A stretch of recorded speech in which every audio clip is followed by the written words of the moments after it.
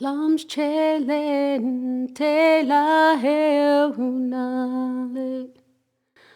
are all connected. All are part of the sacredness of wild nature.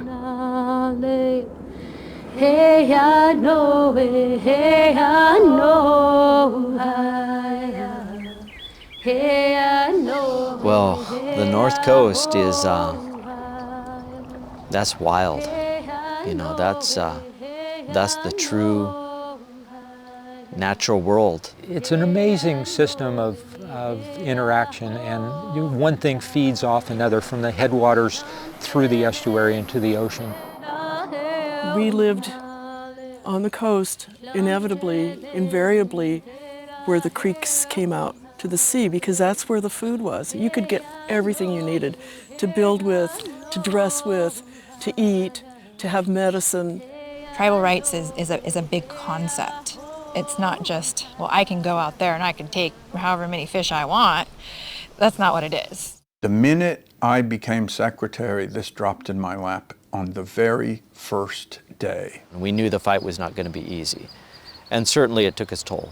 Regardless of what the outcome of the process was going to be, that people were not going to stop harvesting. People were not going to, stop being who they were. We shook things up in Northern California, and it's a very different place. It's the wilderness. Both tribal rights and the environment are protected in ways that they have not been protected or recognized anywhere else before.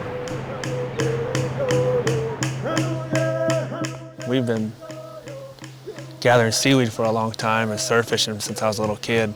And we have our dances and, celebrations, but there's nothing like getting up into the mountain spirit and the tree spirit and the animal spirits and the water.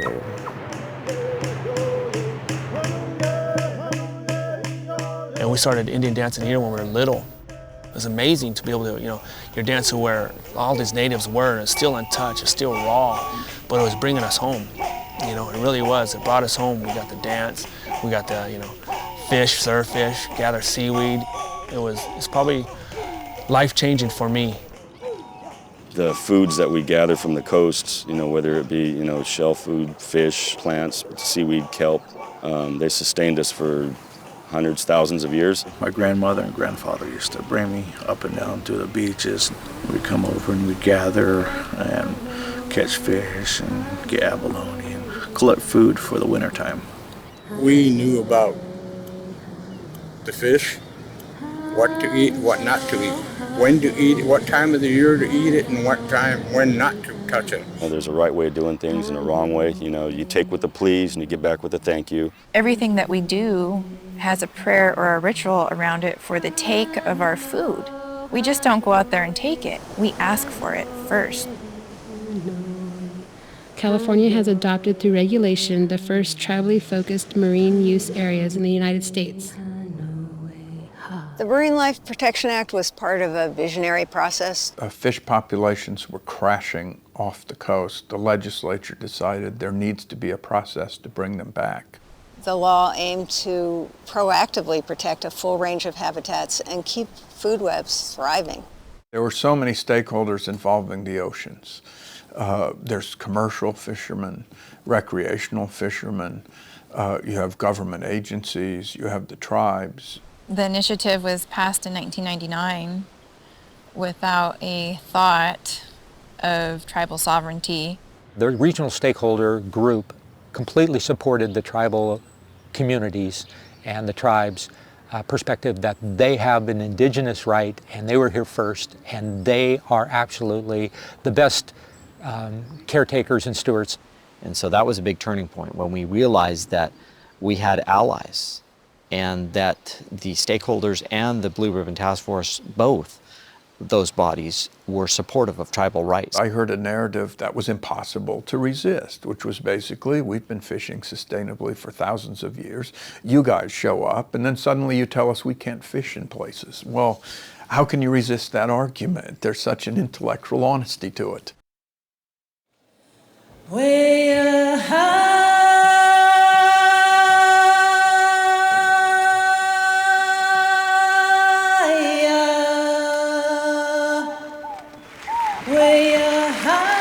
We are here to share the story of how we brought together a tremendous effort.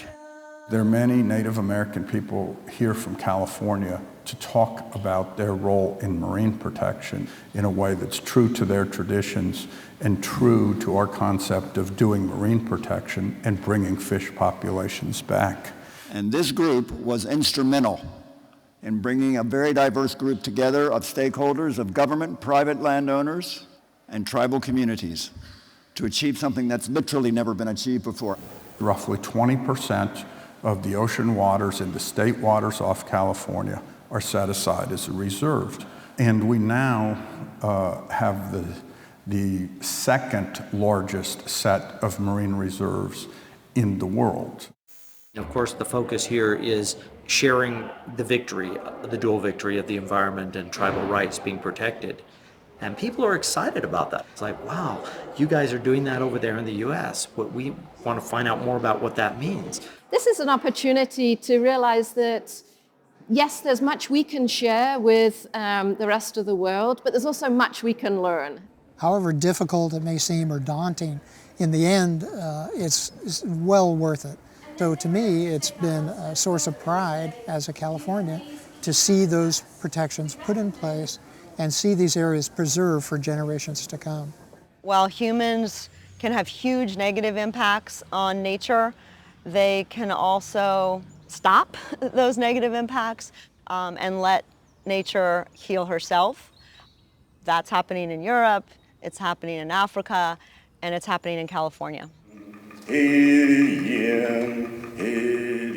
For wilderness, for indigenous peoples' rights, for marine protection, for us, for our children, and for theirs.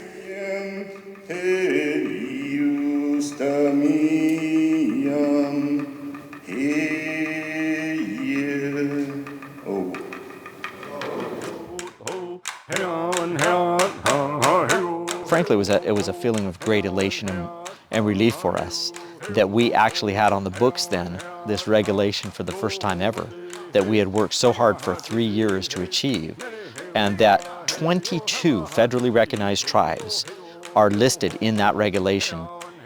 The law now reads tribal tech. So we're in the regulations, in the law. That's a big step. This is the story of what went right. We can work together to protect tribal people's traditional rights and our precious ocean environment, the source of life for all peoples on this planet. Here is a strong spirit, the creator of life, of all the animals, the trees, everything that. It's amazing to hear the ocean. Where else do you get to hear the ocean? See the trees and hear the leaves, and at the same time hear our kids play. You know, it don't get better than that. All are connected. All are part of the sacredness of wild nature. The future of life on this planet depends on our commitment to protecting and caring for the last remaining wild places.